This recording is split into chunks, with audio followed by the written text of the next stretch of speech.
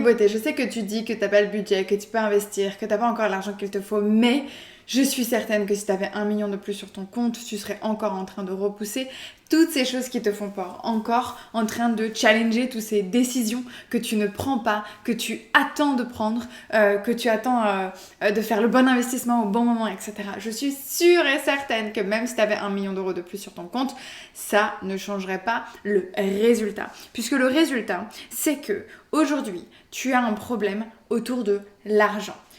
Par contre, le problème que tu as, ce n'est pas que tu n'as pas assez d'argent. Le problème que tu as, c'est ta manière de l'aborder, d'aborder l'argent, d'aborder la manière dont tu l'as dans ta vie, dans ton quotidien.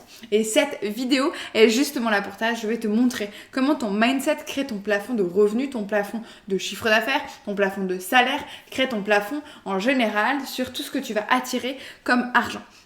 Je vais essayer également te parler de pourquoi toi, tu vas continuer de raisonner comme une femme qui doute, comme une femme qui ne sait pas, et que du coup, tu continues de dépenser comme cette femme qui stagne, cette femme qui n'a pas les résultats qu'elle souhaite, qui ne progresse pas, qui ne grandit pas, ou en tout cas qui grandit qu'un tout petit peu à chaque fois, et pas à la hauteur de tes espérances, pas à la hauteur de ce que tu souhaites, pas à la hauteur de tes objectifs. Donc aujourd'hui, je vais te dire réellement, et reste jusqu'à la fin parce que je vais te partager également un test express pour savoir si ton inconscient bloque encore ton abondance, pour savoir si réellement ce blocage est le tien. Et également, je te donne un exercice. Donc, reste jusqu'à la fin. Ok, donc premièrement, j'ai envie de te dire que tu n'as pas besoin de plus. Alors attends, je bois mon... Alors ça, c'est un nouveau breuvage. C'est thé vanille avec un petit peu de lait d'avoine. C'est une tuerie. Il est un peu tiède, donc je le bois à la paille. S'il est chaud, évitez, ça fait mal. Et il m'arrive de boire des cafés au lait froids avec des glaçons. Donc... je vais tester également ça avec les glaçons et je vous le dirai. N'hésitez pas à me suivre sur Instagram. Instagram, vous avez un peu ma story, mon quotidien. Qu'est-ce qui se passe derrière, behind the scene. Donc n'hésitez pas à me suivre. Pour celles qui ne me connaissent pas, avant qu'on rentre dans le vif du sujet de cette vidéo, je suis mentor identitaire et je vous accompagne à faire cette transformation identitaire justement, à passer de la femme qui galère, qui stagne, qui n'a pas les résultats qu'elle veut, à cette femme qui réussit, qui assume ce qu'elle pense, qui assume ses opinions, qui assume son business, qui met en avant justement son business. Je suis pour un monde où il y a énormément de femmes et de plus en plus chaque jour qui sont indépendantes à travers leur argent mais également à travers leur business pour pouvoir challenger le monde de demain et que les choses soient différentes pour nous les femmes mais également pour les autres. Donc, première partie. Un délice. Tu n'as pas un problème d'argent. Tu as un problème de racine. J'appelle ça racine parce que, pour moi, à la racine, c'est cette notion d'identité. C'est cette notion de cette version de toi qui va gérer l'argent. On a tous à l'intérieur de nous une identité qui gère l'argent. Cette identité-là, il y a plein d'archétypes, voilà, tu pourras l'entendre, il y a plein d'archétypes financiers, archétypes autour de l'argent, money archetype. Tu vas en avoir plein. En fait, ce que j'ai envie de te dire par rapport à tout ça, c'est que tant que l'archétype, tant que la version, tant que l'identité de toi qui gère l'argent n'est pas en main et se rend pas compte qu'elle est indépendante, elle sera toujours dépendante de quelque chose, dépendante d'un truc externe. Pourquoi ? Et je vais te donner un exemple très simple. Les gagnants du loto, quand ils gagnent, 70% d'entre eux reviennent complètement à zéro, voire ont encore moins d'argent qu'ils n'en avaient avant de gagner. Pourquoi ? Eh bien parce qu'ils n'ont pas un système interne qui est calibré, qui est réinitialisé pour justement avoir cet argent-là. Parce que justement leur identité qui a de l'argent, qui reçoit de l'argent du loto, c'est toujours celle qui galère, celle qui en manque, celle qui est en difficulté. Et le problème, c'est que quand tu changes le bout, donc pas la racine, mais le bout de la plante, quand tu changes la feuille d'une plante, en fait, le problème, c'est que la racine est toujours la même. Donc, si la racine est malade, la feuille ne changera rien. T'as beau changer continuellement les feuilles et enlever telle ou telle chose sur les feuilles, ça ne changera rien. T'as besoin d'aller à la racine. Là où tout démarre, là où tout fleurit, grandit, éclore. Et c'est ça le problème ici, c'est que ton problème, il n'est pas que tu n'as pas assez d'argent maintenant, ça c'est la feuille. Ton problème, il est à la racine, la manière dont tu gères l'argent, la manière dont tu l'abordes, la relation que tu as avec lui, la relation que tu crées avec lui, la manière dont tu lui parles, la manière dont tu en parles. Et donc, si tu veux plus d'argent, tu as besoin de changer la version de toi qui accueille l'argent, qui reçoit l'argent. Tu as besoin de changer la version de toi qui donne de l'argent aussi. Est-ce que tu es sûr que tu donnes de l'argent à chaque fois avec énormément de bienveillance, énormément d'amour, énormément de joie ? C'est une vraie question. Prends le temps, prends quelques secondes pour te poser cette question-là. Est-ce que quand je donne de l'argent, je suis contente d'en donner? Je suis ravie, je suis heureuse, je suis remplie de joie de donner mon argent. Est-ce que quand tu en reçois, tu es contente d'en recevoir? Est-ce que ça te crée quelque chose de puissant? Est-ce que tu as l'impression de recevoir quelque chose d'un ami? Ou est-ce que justement, ça pue un peu et tu as l'impression de recevoir quelque chose qui t'appartient pas, que tu mérites peut-être pas? Prends le temps, n'hésite pas à faire pause sur cette vidéo et à répondre à ces questions-là parce que c'est puissant et c'est important. Parce que l'argent, avant de passer à la deuxième partie, j'ai envie de te dire que l'argent, il ne transforme pas ton identité. Il amplifie ce que tu veux montrer. Il amplifie pas ce que tu veux montrer, même il amplifie ce que tu es au fond de toi. Il amplifie tes racines, il montre tes racines. L'argent, plus tu as d'argent, plus tu auras du mal à ne pas montrer tes racines, à ne pas montrer qui tu es en profondeur. Et c'est pour ça que je veux tant accompagner les femmes et que je veux que de plus en plus de femmes soient à l'aise avec l'argent, à l'aise à en parler, à l'aise à en gagner, à l'aise à le mettre en avant. Et sache que tu dois d'abord être à l'aise à en parler avant d'être à l'aise à en gagner. Donc, c'est un travail qui se fait en amont dans ton identité et non pas réellement dans ce que tu es en train de créer aujourd'hui et la valeur que tu as aujourd'hui dans ton bank account et dans ton quotidien. Donc, va en profondeur sur ces questionnements-là. Comment est-ce que tu l'abordes aujourd'hui? Comment est-ce que tu le vois? Parce que l'argent ne transforme pas quelqu'un. Il amplifie ce que tu as au fond de toi. Et je sais pertinemment que si tu écoutes cette vidéo, c'est que elle t'a attiré et que je n'attire que des personnes qui sont bienveillantes, qui ont envie d'avoir un impact positif sur le monde. Qui ont envie de créer quelque chose de beau pour le monde de demain, qui ont envie d'avoir un impact sur le bien-être des gens, sur la réussite d'autres personnes, sur la réussite globale du monde, sur une paix dans le monde. Bref, je sais que si tu regardes cette vidéo, c'est que tu as envie d'avoir cet impact-là. Si tu as envie d'avoir cet impact-là, sache que j'ai une communauté qui s'appelle la Glow Quest dans laquelle on a toutes ces femmes qui veulent avoir un impact dans l'entreprise, dans la société, mais à travers leur entreprise et qui ont envie justement d'aller plus loin, qui ont envie d'impacter encore plus. Et impacter encore plus, c'est gagner plus de cash d'abord. Impacter encore plus, c'est travailler sur soi d'abord, travailler sur la personne que l'on est, sur l'entrepreneur que l'on est d'abord. Et à travers ce cheminement-là, tu pourras passer de ton gap de 1000, 2000 euros de CA par mois à 5, à 10, à 30 000 euros de chiffre d'affaires par mois parce que justement, tu vas réussir à grandir à travers l'impact que tu veux avoir. Et c'est là où on a envie d'aller creuser au niveau de l'identité. Donc, deuxième partie, je voudrais te donner 3 signes que tu vibres encore en mindset de pauvreté. Je dis bien le mot pauvreté parce que je pense littéralement qu'on a trop peur de le dire. Mais c'est tellement important de se rendre compte qu'il y a la pauvreté en soi, le fait d'être pauvre, et il y a le mindset de pauvreté. Il y a des gens qui gagnent beaucoup d'argent et qui ont un mindset de pauvreté. Il y a des gens qui gagnent très peu d'argent et qui ont un mindset de richesse. Donc attention à bien prendre en compte que ces mots-là ne sont pas ce qu'on voit toujours. Ces mots-là, ils ont aussi quelque chose à dire dans notre tête. Dans la manière dont on fonctionne, dans la manière dont on crée quelque chose, dont on délivre quelque chose. Donc, 3 signes qui font que tu es encore dans un mindset de pauvreté. Premier signe, tu repousses les vraies décisions. Tu ne prends pas de décision rapide. Tu n'investis pas parce que tu n'es pas sûr de toi. Tu n'as pas confiance non plus en le résultat. Tu n'as pas confiance parce que tu n'as jamais investi dans ta puissance réellement. Tu as toujours investi dans des stratégies, des choses miracles, etc. peut-être. Mais tu n'as jamais investi dans ta propre puissance à toi. Tu n'as jamais fait le choix de te dire que tout pouvait provenir de toi et que tu n'avais pas forcément besoin de toutes les stratégies, etc. des autres. Tu ne prends pas de vraies décisions dans ton business non plus.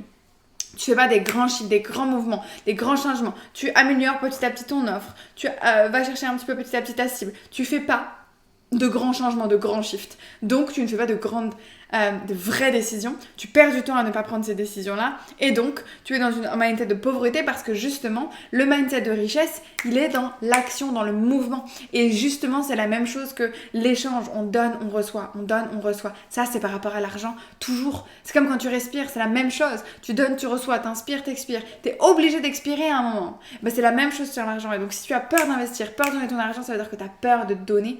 Et donc, techniquement, ton cerveau aura peur de recevoir. C'est pas logique pour lui.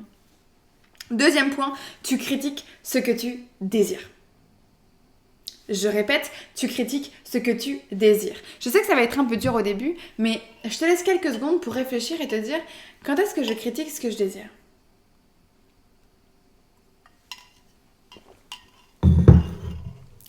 À quel moment est-ce que tu critiques ce que tu désires? Je vais donner une anecdote personnelle. Parce que je pense que c'est important de se rendre compte qu'on le fait au quotidien, mais qu'on n'a pas toujours une marque pour se le dire. Mon mec adore les voitures et notamment les belles voitures de sport, très sportives, etc., qui font un gros bruit quand ça accélère, etc. Quand on s'est connus, à chaque fois qu'on croisait une voiture avec quelqu'un à l'intérieur qui faisait du beau bruit, qui était belle, qui l'enviait en quelque sorte, et donc c'était ce qu'il désire, il disait « Oh le bâtard !» Pourquoi il disait ça? Parce que justement, dans notre système de croyance basique et clair, on s'imagine que c'est pas bien d'avoir de l'argent. C'est négatif d'avoir de l'argent. Comme on l'envie, comme on s'imagine qu'on serait bien à sa place mais qu'on ne l'est pas, on se sent en infériorité. Alors, on se met à utiliser des mots comme ça, négatifs, sur la personne qui a ce que l'on désire. Et je sais que tu le fais aussi. Je sais que même si toi tu le dis pas à voix haute, peut-être que justement tu critiques ce que tu désires mais pas à voix haute, comme lui le faisait, mais dans tes pensées. Peut-être que tu le fais à voix haute mais qu'avec certaines personnes. Peut-être que tu le fais quand tu gossipes avec des amis. Peut-être que tu le fais simplement avec certaines personnes de ta famille. Peut-être que tu ne dis rien quand justement d'autres personnes critiquent. En fait, le fait de ne rien dire veut dire que tu acceptes la critique aussi par rapport à ça.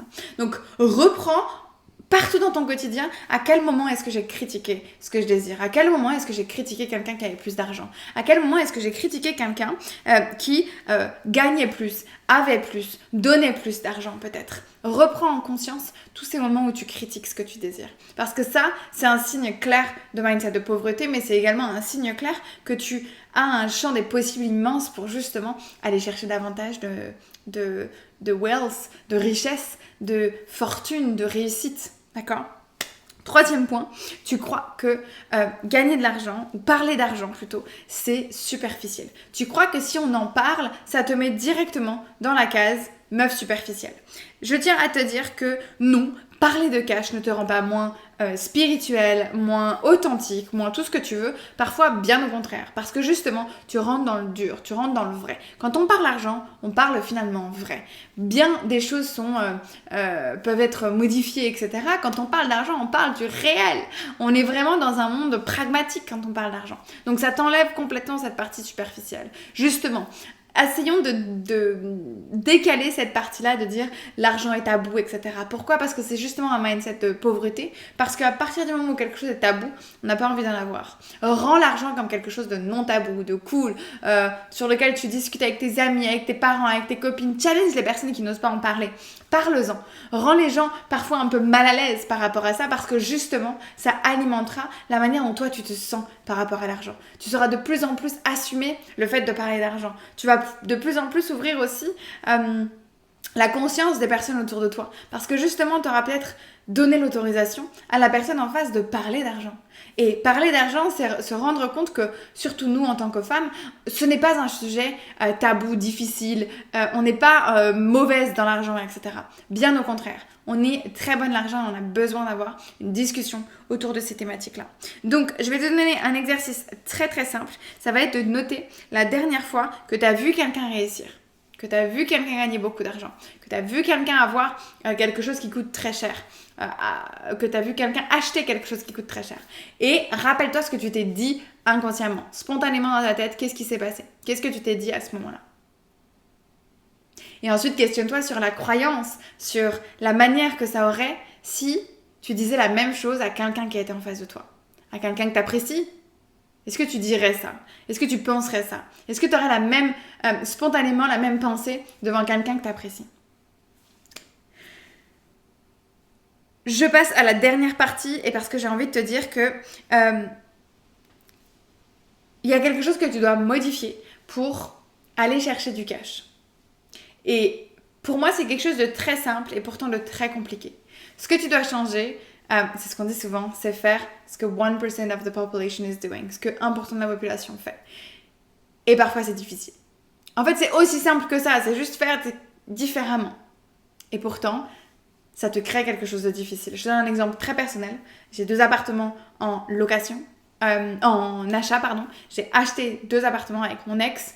On a 2 appartements qu'on a achetés, on a des crédits dessus, etc. Mais je ne suis pas dans un de ces 2 appartements. j'ai un autre logement à côté. Parce que justement, je ne fais pas comme la majorité des gens. Parce que l'endroit où j'étais coûtait bien trop cher à l'achat. Donc, j'ai réfléchi différemment et je suis allée chercher une location moins chère pour continuer d'avoir ces appartements-là. Pourquoi je te raconte ça? Parce que j'ai envie que tu think outside of the box. J'ai envie que tu vois différemment la manière dont tu vis ta vie, la manière dont tu fais tes choix, la manière dont tu choisis les choses. Parce que ce mindset de richesse, il est aussi en sortant de ce qu'on t'a toujours dit de faire, en sortant de ce qu'on t'a toujours appris à mettre en place, en sortant de ce que t'as toujours entendu. Je me méfie toujours quand j'entends plusieurs fois la même chose et que beaucoup de gens me donnent les mêmes informations. Parce que si beaucoup de gens me donnent ces informations-là, potentiellement, c'est que ça va être quelque chose qui va m'être induit. Que je vais pas faire en connaissance de cause et en conscience, mais simplement parce que beaucoup de gens m'en ont parlé. Ne prends pas tes décisions par rapport au fait que beaucoup de gens t'en ont parlé. Prends tes décisions en te disant qu'est-ce qui est le plus aligné pour moi, qu'est-ce qui est le mieux pour mon identité idéale, qu'est-ce qui est le plus en lien avec ce que j'aime faire et ce que j'aime créer, avec cette zone de génie. Comment est-ce que j'actionne cette identité idéale dans mon quotidien et dans ma vie? Parce que justement, ton GPS, c'est cette identité idéale qui a une relation saine avec l'argent, une relation qui va te créer quelque chose d'important avec l'argent. J'ai envie que tu assumes directement d'être celle qui gagne de l'argent avant même que ça arrive. Que tu assumes d'être celle qui décide, d'être celle qui investit avant même de voir les résultats de ce que tu as créé, de ce que tu as décidé. J'ai envie que tu sois celle qui soit dans le mouvement, dans la manière d'avancer les choses de manière claire, de manière puissante. J'ai envie que tu sois cette personne-là avant même que ça soit secure, que ça soit safe pour toi. Parce que c'est à ce moment-là où justement tu vas pouvoir éclore. Tu vas pouvoir grandir. Parce que quand on change une fleur d'un pot, au début, elle est stressée. Et après, elle éclot, elle grandit, elle prend plus de place. Mais au tout début, elle est stressée, tu l'as changée de son environnement. Pourtant, elle en avait besoin. C'est la même chose pour toi. J'ai envie que tu sois dans cet entre-deux où tu vas te mettre dans une situation peut-être stressante. Mais finalement, fais-le avec toute bienveillance pour toi et justement pour te rendre compte que ta relation doit être exponentielle et bien plus grande. Je lance jeudi le workshop pour préparer le Money Summer Camp qui sera disponible dans la Glow Quest pour toutes les nanas qui nous rejoignent. Et bien évidemment toutes celles qui sont déjà là. Donc si ça t'intéresse, prends ton inscription directement pour le workshop. Tu l'auras en bio. Si c'est déjà passé, je t'invite à regarder mon site. Il y a plein de choses disponibles directement. N'hésite pas à prendre mon cours offert, l'initiation Glow, qui te permet d'avoir plusieurs audios sur lesquels tu vas pouvoir travailler, réécouter, et notamment sur ta relation à l'argent et ta relation au temps. Donc prends les informations disponibles. On se retrouve très bientôt. N'hésite pas, si tu le souhaites et si les portes sont ouvertes, à rejoindre notre communauté de la Glow Quest. Si les portes ne sont pas ouvertes, je t'invite à rejoindre notre liste d'attente. D'ici là, je te fais des gros bisous et je te dis à très très bientôt pour la prochaine vidéo.